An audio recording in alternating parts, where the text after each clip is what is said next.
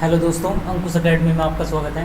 आज हम आपकी जो फर्स्ट यूनिट है सेट थ्योरी, ठीक है, उसकी जो थ्योरी है उसको कंप्लीट करेंगे। आपको ये 2 लेक्चर मिलेंगे इसके, ठीक है, 2 लेक्चर में ये कंप्लीट हो जाएगा। तो उसमें आज तुम्हारा ये फर्स्ट लेक्चर है, ठीक है, यूनिट है तुम्हारी यूनिट फर्स्ट सेट थ्योरी, ठीक है, सेट थ्योरी। तो इसमें सबसे पहली डेफिनेशन आती है आपकी सेट। सेट जो होता है a well defined collection of distinct object, ठीक है। यानी कि अगर कोई सेट है ए है तुम्हारा, ए कोई सेट है, ठीक है, एक तो क्या होना चाहिए, वेल डिफाइन होना चाहिए। वेल डिफाइन का मतलब है उसमें क्या है कि उससे रिलेटेड, एलिमेंट से रिलेटेड कोई एम्बिग्यूटी नहीं होगी कि इसमें बिलोंग करता है या नहीं करता है, ठीक है। यानी कि देखो जैसे मैंने इसका एक एग्जांपल लिया है तुम्हारे लिए यहाँ पे, ठीक है। ए जो है मैंने सेट ऑफ वोवेल्स लिखा है, वोवेल्स में सिर्फ ये 5 एलिमेंट आएंगे तुम्हारे, ए ई आई ओ और यू, ठीक है। अच्छा, ये जो है तुम्हारे, ये तो इस सेट के अंदर बिलोंग करेंगे। जो और बचे हैं, ठीक है, कॉन्सोनेंट है, वो तुम्हारे इसके अंदर नहीं आएंगे, ठीक है। तो इस तरीके से ये वेल डिफाइंड है, तो हमें पता है इसके अंदर कौन से सेट तुम्हारे, कौन से एलिमेंट इसके अंदर आएंगे और कौन से नहीं, ठीक है। तो वेल डिफाइंड का मतलब होता है ये। अच्छा, इसके कुछ और प्रॉपर्टी हैं, ठीक है। The set of most dangerous animal on the earth, ठीक है। जैसे कोई मोस्ट डेंजरस हो जाता है या मोस्ट टैलेंटेड लिख देते हैं, तो उस टाइप के तुम्हारे सेट नहीं बनाते हैं, क्योंकि देखो डेंजरस जो होता है पर्सन टू पर्सन वेरी कर सकता है, ठीक है। लेकिन ये जो सेट है ये, ठीक है, अ सेट ऑफ वोवेल्स, अगर कोई भी पर्सन इसको सेलेक्ट करता है तो ये नंबर ऑफ एलिमेंट और जो एलिमेंट है इसके, ये तुम्हारे कभी भी चेंज नहीं होगी। सब किसी से लिखो ये सेट तुम, ठीक है। तो इसमें यही 5 एलिमेंट लिखे तो ए ई आई ओ यू, ठीक है। लेकिन अगर मैं कोई सेट लिखने के लिए बोल देता हूँ कि the set of most dangerous animal on the earth, ठीक है, तो इसका आंसर जो होगा, इसका जो सेट होगा पर्सन टू पर्सन वेरी कर सकता है, ठीक है। तो इसलिए तुम्हारा सेट नहीं होगा, ठीक है। अच्छा, किसी के लिए तो छिपकली भी डेंजरस हो सकती है, ठीक है, किसी के लिए कोई शेर से भी नहीं डरता, ठीक है। तो इस तरीके से ये तुम्हारा मोस्ट डेंजरस, मोस्ट टैलेंटेड और जो मोस्ट ब्यूटीफुल, ये तुम्हारे क्या होते हैं भाई, ये सेट नहीं होते हैं, ठीक है। ऐसे ही मोस्ट टैलेंटेड में देख लो, most talented player of cricket में किसी का फेवरेट कोई विराट कोहली को मानता है, कोई रोहित शर्मा को मानता है। तो इस टाइप से क्या है ये भाई तुम्हारा, ये भी चेंज होगा तुम्हारा, पर्सन टू पर्सन वेरी करेगा ये सेट अगर कोई लिखेगा तुम्हारा, तो ये क्या हो जाएगा भाई, ये भी तुम्हारा सेट नहीं है, ठीक है। चलो भाई, अच्छा ये देखो सेट जो है वो 2 मेथड्स में लिखा जाता है, रिप्रेजेंट, ठीक है। रिप्रेजेंट जो होता है 2 मेथड्स में लिखा जाता है। पहला है तुम्हारा रोस्टर फॉर्म। अगर ये जो फॉर्म होती है इसमें हम एलिमेंट की लिस्टिंग करके दिखाते हैं। देखो अगर मैं बोल देता हूँ the set of vowels, the set of vowel, ठीक है, वोवेल, तो इसमें क्या आएगा भाई, इसकी लिस्टिंग कर दूंगा मैं, ए ई आई ओ यू, ठीक है। ये जो है तुम्हारा ये रोस्टर और टेबुलर फॉर्म इसको बोलते हैं, ठीक है। दूसरी फॉर्म होती है तुम्हारी सेट बिल्डर, जिसको हम थ्योरेटिकल फॉर्म भी बोलते हैं। इसमें हम इस तरीके से लिखेंगे कि इसमें हम एलिमेंट्स की लिखने की ज़रूरत ना पड़े, ठीक है। अच्छा, तो सेट को जो है देखो हम करली ब्रेसेस में लिखते हैं। देखो अगर सेट बिल्डर को की फॉर्म में लिखना है तो करली ब्रेसेस, सारे सेट करली ब्रेसेस में आते हैं। यहाँ पे लिखूंगा एक्स सच दैट एक्स, इसको बोलते हैं सच दैट, ठीक है। X such that x, x is a vowel, तो ये तुम्हारी क्या होगी भाई, देखो इसमें और इसमें डिफरेंस क्या है, इसमें तो एलिमेंट्स की लिस्टिंग करके दिखाई और उसमें मैंने थ्योरेटिकली फॉर्म लिख दी, ठीक है। तो 2 मेथड होते हैं सेट को लिखने के, एक तो तुम्हारा रोस्टर फॉर्म और एक होती है तुम्हारी सेट बिल्डर फॉर्म, ठीक है। ये थोड़ी सी थ्योरेटिकल है, कोई क्वेश्चन तो आएगा नहीं इससे, ठीक है। थोड़ा इसको समझते हुए चलो भाई। इस पर मैंने एक क्वेश्चन लिया है, right the set x such that x is a positive integer and x square less than 40, ठीक है। इसमें वो एलिमेंट लिखने हैं जिनका स्क्वायर करने पे, ठीक है, वो तुम्हारा 40 से कम आए और x जो है वो तुम्हारा सिर्फ पॉजिटिव इंटीजर है, ठीक है, पॉजिटिव। अच्छा देखो इसमें पॉजिटिव इंटीजर मैंने 1 ले रखा है, 2 ले रखा है, 3 4 5 6, ठीक है। अच्छा इनका स्क्वायर अगर मैं करूँगा, देखो 1 का 1 होता है, 2 का 4 होता है, 3 का 9 होता है, 4 का 16, 5 का 25, 6 का 36 और वो सभी स्क्वायर ये हैं 40 से छोटे हैं, ठीक है। तो ये एलिमेंट आएंगे तुम्हारे भाई सेट में, ठीक है। तो ये तुम्हारी रोस्टर फॉर्म होगी, रोस्टर फॉर्म में लिख दिया। अच्छा जो ये सेट की फॉर्म लिखी हुई है ये तुम्हारी सेट बिल्डर है और जो मैंने लिखी दिखाई यहाँ पे ये तुम्हारी रोस्टर फॉर्म है, ठीक है। अच्छा इसमें 0 क्यों नहीं आया, क्योंकि 0 नाइदर भी positive neither be positive nor negative, ना तो ये पॉजिटिव होता है ना ही नेगेटिव होता है, इसलिए जीरो नहीं आएगा इसके अंदर। ठीक है, चलो भाई नेक्स्ट देखो। इसके बाद आता है एम्प्टी सेट जो होता है, ठीक है, या वॉइड सेट, नल सेट, यानी कि ये वे सेट होते हैं जिसके अंदर कोई भी एलिमेंट नहीं आता है। ठीक है, तो उसको हम बोलते हैं भाई एम्प्टी सेट, और इसको हम ऐसे भी डिनोट करते हैं। ठीक है, अच्छा ये वे सेट होते हैं जिनके अंदर कोई एलिमेंट नहीं आता है। ठीक है, अच्छा यहाँ पे लिख देता हूँ सपोज में, देखो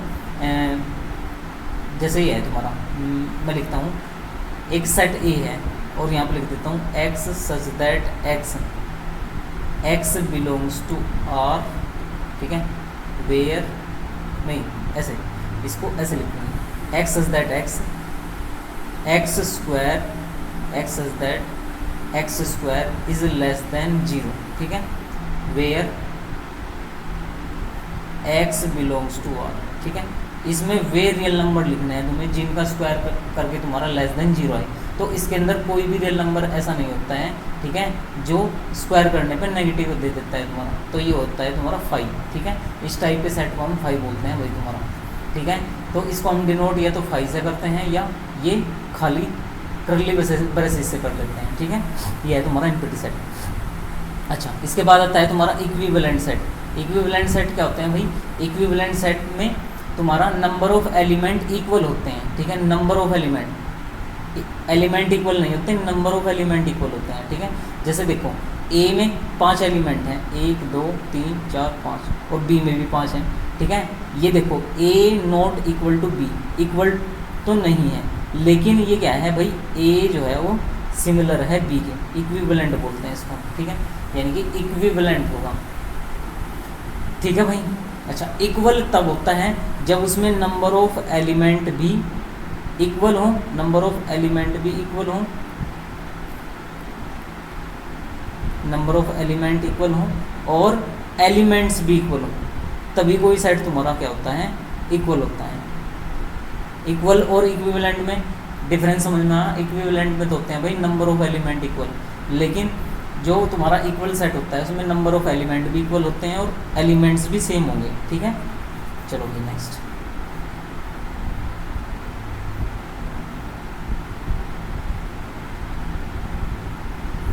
देखो भाई, इसके बाद आता है ये इक्वल सेट की मैंने डेफिनेशन लिखी हुई है। इक्वल सेट मैंने तुम्हें बता ही दिया। ठीक है, जब नंबर ऑफ एलिमेंट और एलिमेंट्स दोनों इक्वल हो जाते, देखो 5 एलिमेंट है इसमें भी 5 एलिमेंट है। ठीक है, और देखो 1 2 3 4 5 इसमें है, 1 2 3 4 5 भी इसमें है। ठीक है, तो ये तुम्हारा इक्वल होते हैं। सिंगलटन वे सेट होते हैं, टाइप्स ऑफ सेट चल गया तुम्हारा। ठीक है, टाइप्स ऑफ सेट पढ़ा रहे हैं इसमें हम। टाइप्स ऑफ सेट में पहला जो था तुम्हारा भाई एम्प्टी सेट था, फिर इक्विवेलेंट सेट है।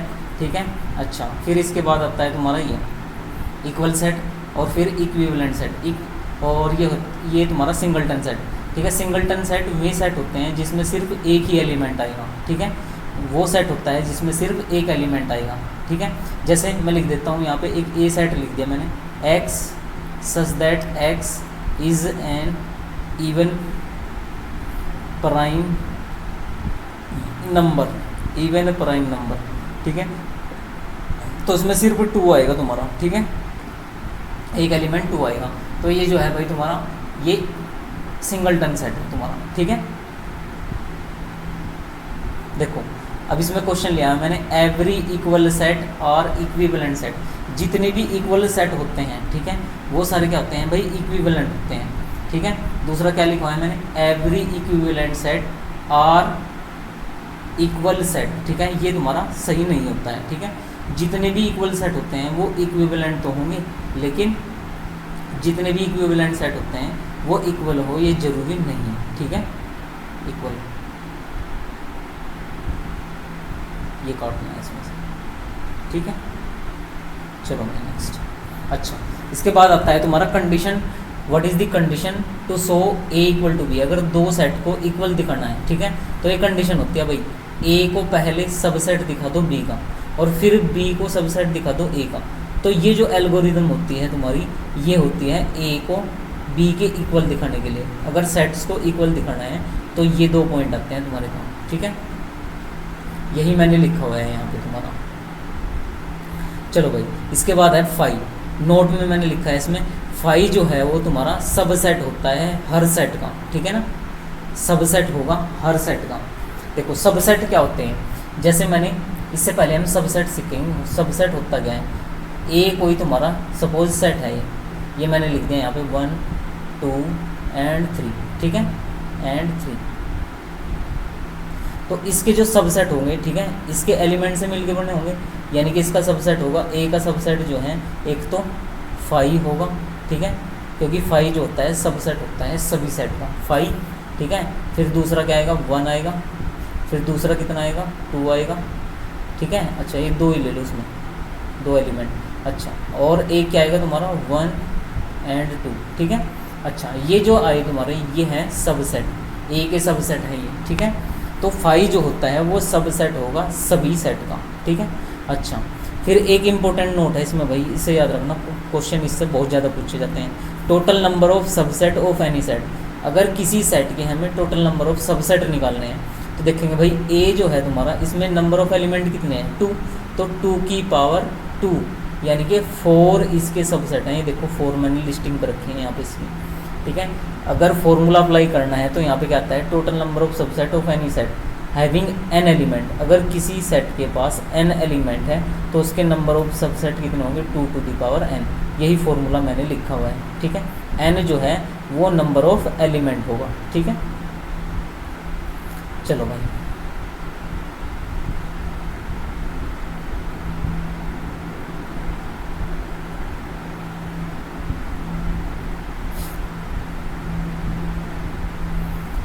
चलो भाई नेक्स्ट देखो, इसमें है फिर आता है तुम्हारा पावर सेट।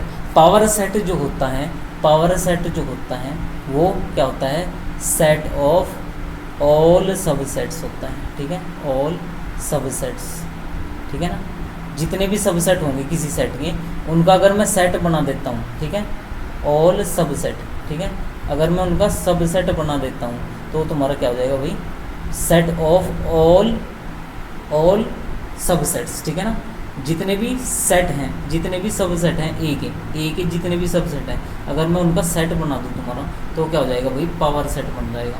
अच्छा नंबर ऑफ सबसेट तुम्हारे कितने होते हैं, 2 की पावर है, अगर एन एलिमेंट है ए के पास, ठीक है, अगर ए के पास एन एलिमेंट है तो उसके नंबर ऑफ सबसेट 2 की पावर एन हो गए, ठीक है। अच्छा पावर सेट में क्या होते हैं भाई, पावर सेट की अगर तुमसे पूछ ले कि number of element in power set, तो भी तुम्हारे 2 की पावर एन ही होंगे, ठीक है, number of element in power set, ठीक है। अगर वो तुमसे ये दे के पूछता है कि ए के पास एन एलिमेंट है तो नंबर ऑफ सबसेट बताओ, ठीक है, तो ये हो जाएगा भाई 2 की पावर एन। अच्छा ऐसे ही अगर तुमसे वो दे के पूछे कि अगर ए के पास एन एलिमेंट है तो पी ऑफ ए के पास बताओ कितने होंगे, तो इसका भी आंसर 2 की पावर एन ही रहेगा, ठीक है। ये 2 इंपॉर्टेंट फॉर्मूले हैं भाई तुम्हारे, इनसे डायरेक्ट क्वेश्चन पूछ सकते हैं वो तुमसे। चलो भाई ये देखो मैंने लिख रखा है यहाँ पे पावर सेट। चलो अब ये देखो यहाँ पे एक सेट लिया हुआ है मैंने ए और ये करली ब्रेसेस 2, ठीक है। अच्छा इसके नंबर ऑफ, ये सबसेट बताने हैं इसके, तो नंबर ऑफ सबसेट जो हैं तुम्हारे वो कितने होते हैं, 2 की पावर है। इसके पास कितने एलिमेंट हैं, एक ये है दूसरा ये है, 2 एलिमेंट है ना, तो 2 की पावर 2 यानी कि 4 हो जाएंगे इसके नंबर ऑफ सबसेट, ठीक है। अच्छा और फिर मैंने इसकी लिस्टिंग भी करके दिखाई है यहाँ पे, ठीक है, इसको देख लेंगे, ठीक है भाई। अच्छा देखो अगर तुमसे पूछता है total number of proper subset of any set, ठीक है, अगर तुमसे पूछता है total number of proper subset, ठीक है, तो क्या करेंगे हम भाई 2 की पावर एन में से 1 माइनस कर देंगे, 1 माइनस, ठीक है, तो तुम्हारा क्या आ जाएगा, प्रॉपर सबसेट आ जाएगा। अगर तुमसे पूछता है total number of non empty proper subsets, ठीक है, ऑफ एनी सेट, तो ये आएगा 2 की पावर एन माइनस के 2, ठीक है, ये फॉर्मूला है भाई याद रखना। अगर तुमसे पूछता है प्रॉपर सबसेट तो इसका फॉर्मूला है 2 की पावर एन माइनस के 1, ठीक है। अगर तुमसे पूछता है प्रॉपर सबसेट, ठीक है, नॉन एम्प्टी प्रॉपर सबसेट, तो ये होता है भाई 2 की पावर एन माइनस के 1 इसका आंसर। अगर टोटल नंबर ऑफ सबसेट पूछता है तो उसका होता है 2 की पावर एन, जो हमने ऊपर पढ़ा है, ठीक है। टोटल नंबर ऑफ सबसेट 2 की पावर एन, ठीक है, प्रॉपर सबसेट 2 की पावर एन माइनस 1, और नॉन एम्प्टी प्रॉपर सबसेट जो होते हैं वो होते हैं 2 की पावर एन माइनस के 2, ठीक है। चलो भाई नेक्स्ट फिर मैंने यहाँ पे भाई देखो इसमें ए यूनियन बी, ठीक है, ए यूनियन बी। अब आते हैं तुम्हारे ऑपरेशन पर, ठीक है, ऑपरेशन ऑन, ठीक है, सेट, ठीक है, ऑपरेशन ऑन सेट, ठीक है। सेट के ऊपर अगर ऑपरेशन अप्लाई करना है तो पहला ऑपरेशन है तुम्हारा यूनियन का, ठीक है, यूनियन का। यूनियन को हम भाई तुम्हारा जो ये सेट बिल्डर फॉर्म है, ठीक है, सेट बिल्डर जो फॉर्म है उसमें हम लिख देंगे x such that x belongs to A और एक्स बिलोंग्स टू बी, या तो एक्स ए के पास है या एक्स बी के पास है, ठीक है, ऐसे लिखे जाते हैं। और इंटरसेक्शन है दूसरा ऑपरेशन, ठीक है, इंटरसेक्शन है दूसरा ऑपरेशन। यूनियन में तो क्या करेंगे हम, देखो अगर ए और बी तुम्हारे पास दो सेट हैं, ए और बी, ए के पास है तुम्हारा 1 2, ठीक है, बी के पास है तुम्हारा 4 और 5, ठीक है। अगर ए यूनियन बी निकालना है तो दोनों को एक जगह रख देंगे हम, ए यूनियन बी में, ए यूनियन बी, ठीक है। यहाँ पे क्या रखेंगे 1 2 4 5, ठीक है, ये होगा यूनियन। अच्छा, इंटरसेक्शन में लेते हैं हम कॉमन, जो दोनों के पास कॉमन हो, ठीक है। देखो उनके पास कोई भी कॉमन नहीं है तो 5 आ जाएगा, ठीक है। इंटरसेक्शन में आता है कॉमन।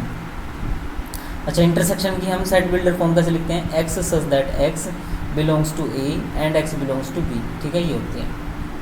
चलो भाई नेक्स्ट। अच्छा, एक नोट पॉइंट लिखा है मैंने, कोई भी सेट खुद का एलिमेंट नहीं होता। अगर कोई सेट है तुम्हारा ए, ये खुद का एलिमेंट नहीं होता है, ठीक है, ये एक स्टेटमेंट है तुम्हारा, ठीक है भाई। अच्छा देखो ये क्या है, डिस्ट्रीब्यूटिव, ठीक है, इंटरसेक्शन इज डिस्ट्रीब्यूटिव और यूनियन। तो देखो मैं इसको कैसे लिख सकता हूँ, ए इंटरसेक्शन बी, यूनियन बीच में, और फिर ए इंटरसेक्शन सी, ठीक है। ऐसे ही अगर number of A minus B करना है, तीसरा जो तुम्हारा ऑपरेशन है इस पे आता है ए माइनस बी। अच्छा, इसमें क्या करना है भाई, बी के एलिमेंट्स हमें कोई मतलब नहीं है, ए में से बी के एलिमेंट को हटा देना है, बी के एलिमेंट्स को हटा देना है। तो इसको हम क्या बोलेंगे, ए माइनस के बी बोलेंगे। देखो सपोज तुम्हारा ए जो है वो है 1 2 और 3, ठीक है, और बी जो है वो है तुम्हारा 3, ठीक है।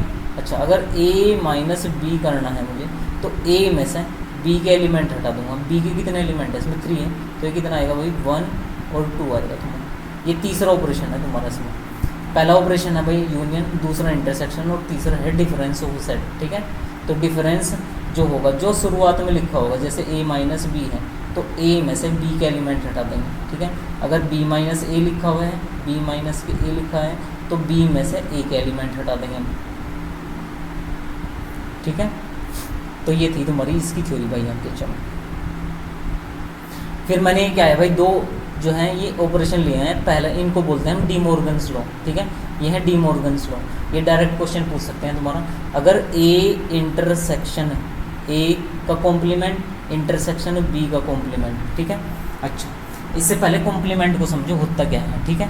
अच्छा, अगर ए कोई सेट है तुम्हारा, ए कोई सेट है तुम्हारा, ये है 1 2 और 3।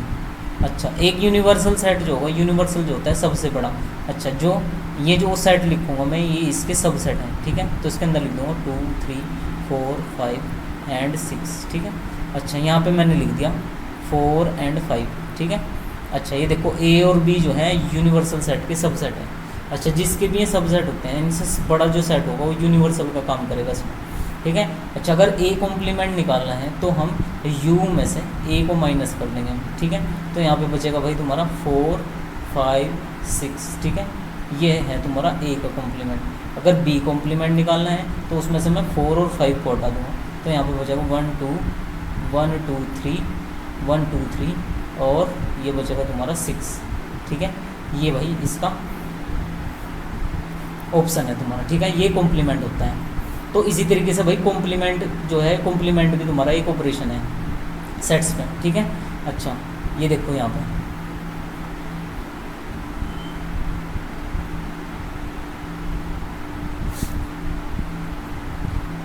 ये क्या है भाई, देखो अगर अगर ए कॉम्प्लीमेंट इंटरसेक्शन बी का कॉम्प्लीमेंट है तो ये तुम्हारा कन्वर्ट हो जाएगा ए यूनियन बी के होल कॉम्प्लीमेंट में, ठीक है। अगर ऐसे ही ए का कॉम्प्लीमेंट यूनियन बी का कॉम्प्लीमेंट होता है तो ये अलग अलग ए इंटरसेक्शन बी का कॉम्प्लीमेंट, ठीक है, इसके इसमें कन्वर्ट हो जाता है। ये होते हैं तुम्हारे डी मॉर्गन्स लॉ, ठीक है। वो पूछ सकता है तुमसे डी मॉर्गन लॉ कौन सा है इसमें।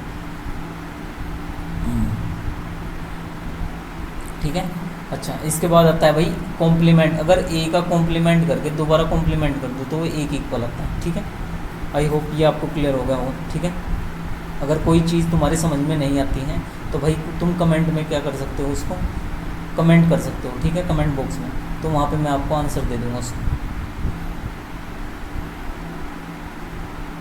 देखो भाई नेक्स्ट, अब आता है तुम्हारा कार्टेशियन प्रोडक्ट। ठीक है, हम क्या पढ़ रहे हैं, ऑपरेशन पढ़ रहे हैं। पहला हमने यूनियन पढ़ा है, फिर इंटरसेक्शन, फिर डिफरेंस, और अब कार्टेशियन प्रोडक्ट। ठीक है, कार्टेशियन प्रोडक्ट का मतलब होता है कि ए और बी दो सेट हैं। ठीक है, इनसे तीसरा सेट बनाना है। ठीक है, यानी कि कार्टेशियन को हम ऐसे लिखेंगे, ऑर्डर्ड पेयर आते हैं इसमें।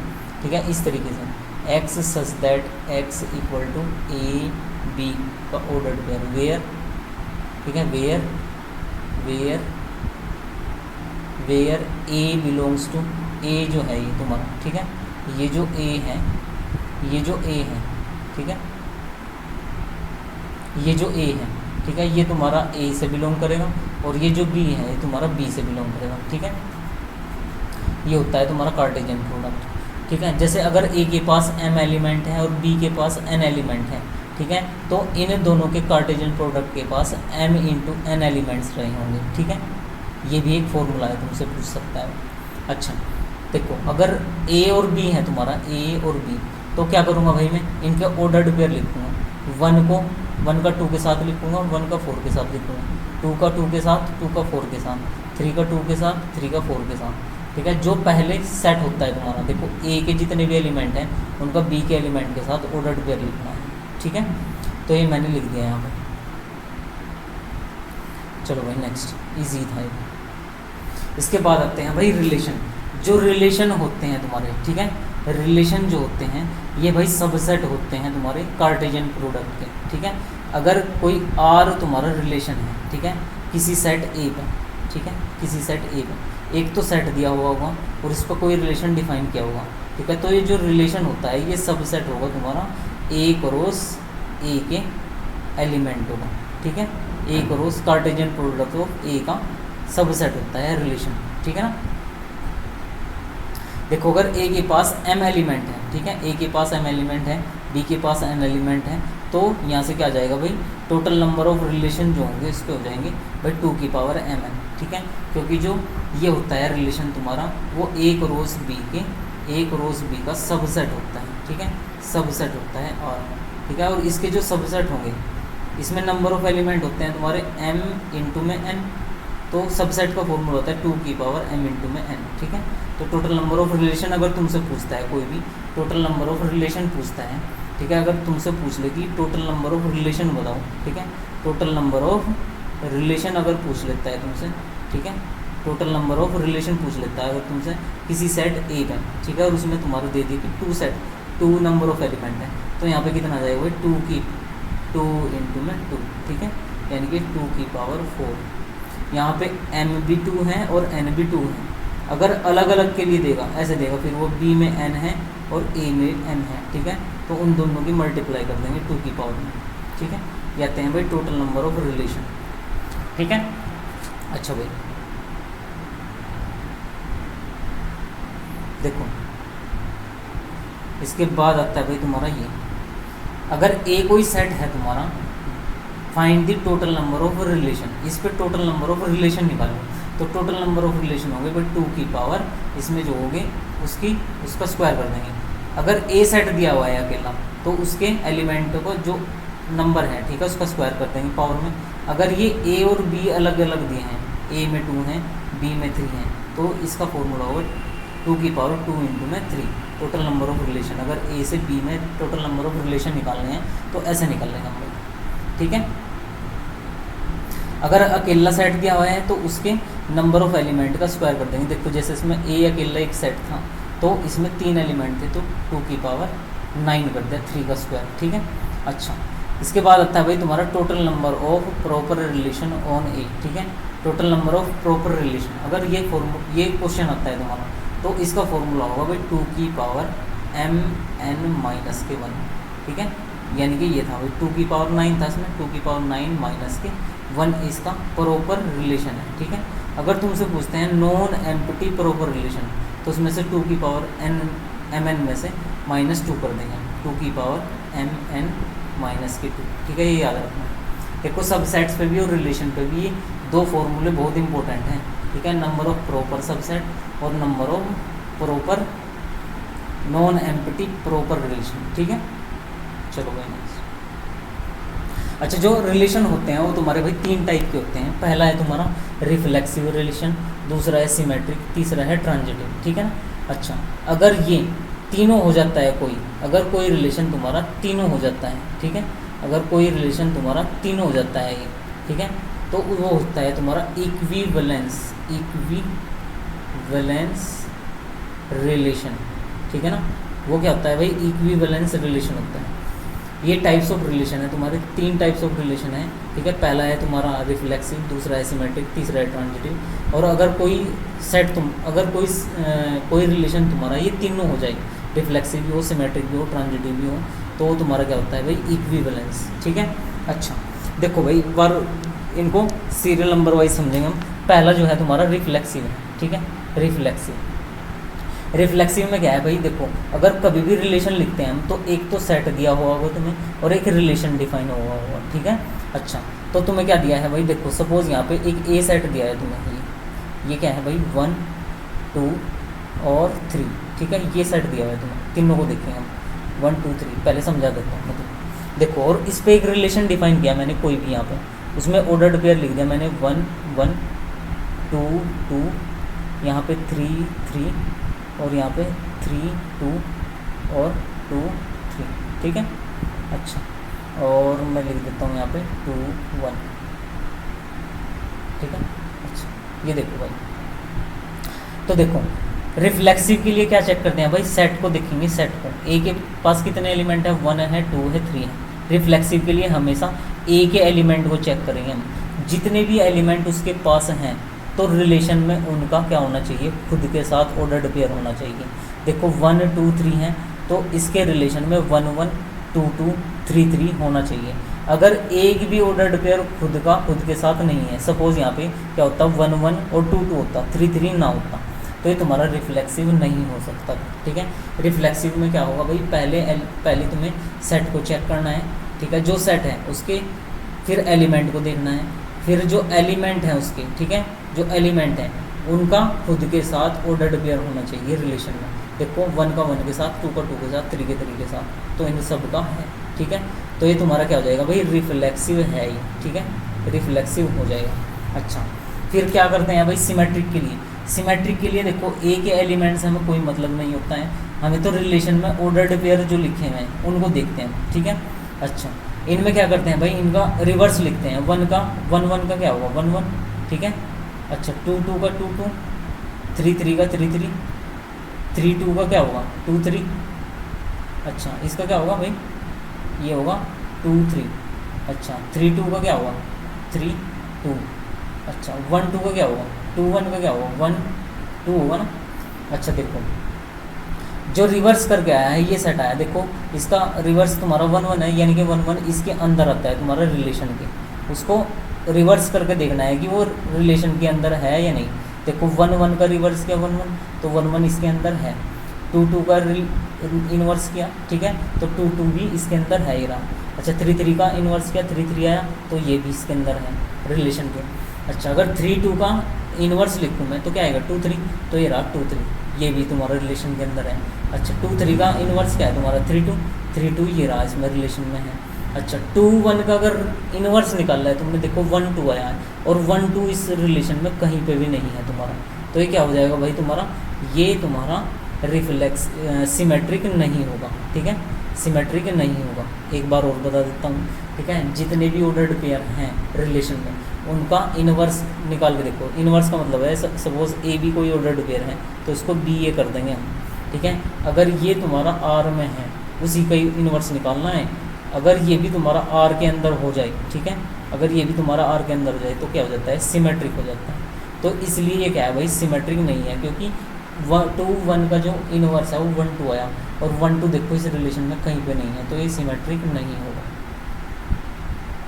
सिमेट्रिक नहीं है, ठीक है। इसके बाद आता है ट्रांजिटिव। ट्रांजिटिव थोड़ा सा सबसे अटपटा है इनमें, ठीक है।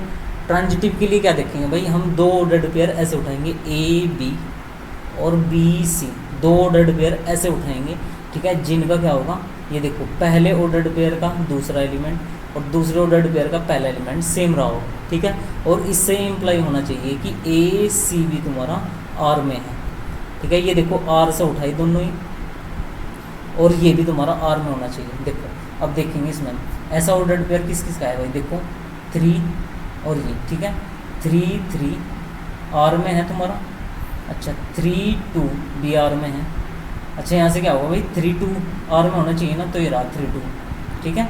अच्छा सेम ऐसे ही क्या करेंगे हम, देखो इस बार लेंगे 3 2 और 2 3, देखो ये दोनों जो है आर में है तुम्हारे, ये भी आर में है, ये भी आर में है, ठीक है, तो 3 3 इम्प्लाई होना चाहिए ना इससे, यानी कि ये और ये इनका जो है आर में होगा, तो देखो 3 3 भी है इसमें, यानी कि इन दोनों के ऑर्डर्ड पेयर से ये क्या होगा, इक्वल आ रहा है तुम्हारा, ठीक है। अच्छा अगर सपोज मैं देखना यहाँ पे इसको कर देता हूँ, ये तुम्हारा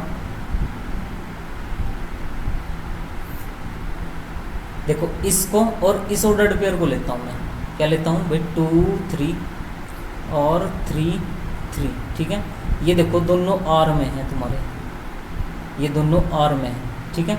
अच्छा यहाँ से क्या इम्प्लाई होना चाहिए कि 2 3 भी आर के अंदर होना चाहिए, तो देखो 2 3 भी तुम्हारा आर के अंदर है, ये रहा, यानी कि सब ऑर्डर्ड पेयर के लिए जितने भी ऑर्डर्ड पेयर इस टाइप के मिलेंगे तुम्हें ए बी और बी सी टाइप के, ठीक है, तो उनसे क्या होना चाहिए, ए सी इम्प्लाई होना चाहिए कि आर के अंदर है, तो इसलिए क्या हो जाएगा भाई ये ट्रांजिटिव हो जाएगा, ठीक है, ये ट्रांजिटिव हो जाएगा, ध्यान से देखना, ठीक है, रिफ्लेक्सिव सिमेट्रिक और ट्रांजिटिव में, ठीक है भाई। आई होप आपको एक क्लियर हो गया होगा, ठीक है। चलो भाई एक बार और रिपीट कर देता हूँ मैं, ठीक है, इसको देख लेना है। सबसे पहले क्या है भाई, रिफ्लेक्सिव के लिए क्या करना है, जो सेट दिया होगा तुम्हें, ठीक है, जो सेट दिया होगा उसके एलिमेंट को देखना है और फिर रिलेशन को देखना है, रिलेशन के अंदर उनका खुद के साथ ऑर्डर्ड पेयर होना चाहिए, तो रिफ्लेक्सिव हो जाता है। सिमेट्रिक में क्या करेंगे भाई, जितने ऑर्डर्ड पेयर रिलेशन में है, जितने ऑर्डर्ड पेयर रिलेशन में है उनका इनवर्स भी उसी के अंदर होना चाहिए, ठीक है। जैसे 2 2 है, 2 2 को इसी के अंदर इनवर्स देखेंगे, ठीक है, 3 2 है तो इसका इनवर्स जो है 2 3, 2 3 देखो रिलेशन के अंदर है, ठीक है, 3 2 3 का इनवर्स क्या होगा 3 2, ये रहा 3 2, ठीक है। तो इस तरीके से इनका इनवर्स से चेक करना है, जितने भी ऑर्डर्ड पेयर हैं तुम्हारे वो रिलेशन में बिलोंग करते हैं या नहीं, ठीक है। चलो भाई देखो यहाँ पे मैंने फिर डेफिनेशन दी है, देखो ठीक है, और रिफ्लेक्सिव रिलेशन बताया। देखो रिफ्लेक्सिव के लिए क्या कहा था मैंने, जितने भी सेट के एलिमेंट हैं उनका खुद के साथ ऑर्डर्ड पेयर होना चाहिए रिलेशन में, तो ये रिफ्लेक्सिव है, ठीक है, रिफ्लेक्सिव हो गया। चलो भाई नेक्स्ट, ऐसे ही सिमेट्रिक, सिमेट्रिक में मैंने बताया था जितने भी, ठीक है, जितने भी रिलेशन में ऑर्डर्ड पेयर होते हैं, ठीक है, जितने भी ऑर्डर्ड पेयर हैं ये, ठीक है, जितने भी ऑर्डर्ड पेयर हैं, ठीक है, यदि उन्हें रिवर्स करने पर, रिवर्स का मतलब है इनका इनवर्स निकालने पर 1 1 2 2 3 3, ठीक है, 2 1 और 1 2, ठीक है। देखो इनका इनवर्स निकालने पर ये क्या है, तुम्हारे रिलेशन के अंदर ही मिल रहे हैं, ठीक है, तो ये क्या होगा भाई, ये तुम्हारा सिमेट्रिक भी हो जाएगा, ठीक है। वो लिखा है, देखो मैंने हिंदी में लिख रखा है, रिवर्स करने पर उनके ऑर्डर्ड पेयर भी रिलेशन में होने चाहिए, ठीक है, तो तभी क्या हो जाता है भाई, ये तुम्हारा सिमेट्रिक हो जाएगा। चलो भाई नेक्स्ट, ट्रांजिटिव के लिए, ट्रांजिटिव में क्या करेंगे भाई, हम वे ऑर्डर्ड पेयर लेंगे जिनमें क्या होगा भाई, पहला ऑर्डर्ड पेयर का दूसरा, ठीक है, दूसरा एलिमेंट और दूसरे ऑर्डर्ड पेयर का पहला एलिमेंट, ठीक है, ये सेम हो, इस टाइप के ऑर्डर्ड पेयर लेने हैं रिलेशन से। अगर ये दोनों रिलेशन के अंदर आ गए और यहाँ से इम्प्लाई हो जाए कि ए सी भी तुम्हारा रिलेशन के अंदर है, यानी कि इनका ऑर्डर्ड पेयर भी रिलेशन से रिलेशन में आ जाए इनका, ठीक है, तो वो तुम्हारा क्या हो जाएगा भाई, रिफ्लेक्सिव हो जाएगा, ठीक है। चलो देखो भाई इसमें मैंने क्या किया, एक एग्जांपल लिया है तुम्हारा, ठीक है, इसने रिलेशन क्या डिफाइन किया, relation R on the set of natural number, ठीक है, नेचुरल नंबर के सेट पे डिफाइन किया है। नेचुरल नंबर कहाँ से स्टार्ट होते हैं भाई, नेचुरल नंबर होते हैं तुम्हारे 1 से स्टार्ट, ठीक है, 1 2 3 एंड सो ऑन, ठीक है, ये होते हैं। अच्छा इसमें क्या कहा उसने, रिलेशन के अंदर ऑर्डर्ड पेयर है तुम्हारे, और वो ऑर्डर्ड पेयर इस तरीके से है, उसमें वाई जो है तुम्हारा एक्स से 5 बड़ा है, ठीक है, और जो x है उसकी वैल्यू कितनी हो सकती है, लेस देन 4, यानी कि x की वैल्यू कितनी हो सकती है, 1 हो सकती है, 2 हो सकती है, 3 हो सकती है, बस ये 3 वैल्यू मिलेंगी तुम्हें। तो यहाँ पे रखूँगा मैं, देखो 1 रखा तो 1 रखा तो कितना आया भाई, 1 रखेंगे तो 1 के साथ 6 आएगा, 2 रखेंगे तो 2 के साथ 7 आएगा, 3 रखेंगे तो ये कितना आएगा भाई, 8 आएगा। ठीक है, ये यहाँ पे n आएगा भाई, n सेट जो है तुम्हारा n है यहाँ पे। देखो भाई ये सेट है, ये रिलेशन है तुम्हारा, और उनसे मैंने ऑर्डर्ड पेयर लिख दिया, पूरा रिलेशन लिख दिया यहाँ पे तुम्हारा। और अब ये देखो नेचुरल नंबर के अंदर क्या आ रहा है तुम्हारा, 1 आ रहा है, 2 आ रहा है, 3 4 5 6 सारे आ रहे हैं ना, तो इनका खुद के साथ ऑर्डर्ड पेयर इसमें नहीं है, तो ये तुम्हारा रिफ्लेक्सिव नहीं होगा। ठीक है, क्योंकि ना तो 1 1 है इसके अंदर, ना 2 2 है, ना 3 3 है, यानी कि खुद के साथ ऑर्डर्ड पेयर नहीं है इसमें। ठीक है, अच्छा इसमें सिमेट्रिक के लिए क्या देखते थे भाई, इसका रिवर्स, ठीक है, इसका इनवर्स निकालेंगे, 6 1 हो जाएगा। अच्छा देखना 6 1 इस रिलेशन के अंदर कहीं पे भी नहीं है। ठीक है, तो ये तुम्हारा क्या हो जाएगा, सिमेट्रिक भी नहीं होगा ये।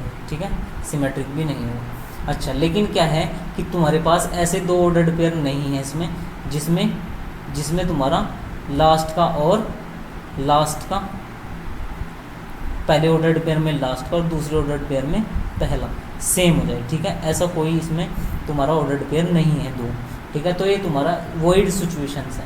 वॉइड सिचुएशन ना तो इसमें ए बी और बी सी आर में नहीं है। ठीक है, तो ए सी बी आर में नहीं होगा, तो यानी कि रिफ्लेक्सिव हो जाते हैं, ट्रांजिटिव हो जाते हैं।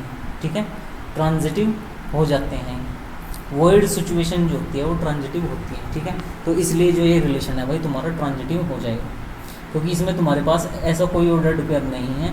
ठीक है, जिससे तुम ए सी को बिलोंग ना कर पाओ। ठीक है, चलो नेक्स्ट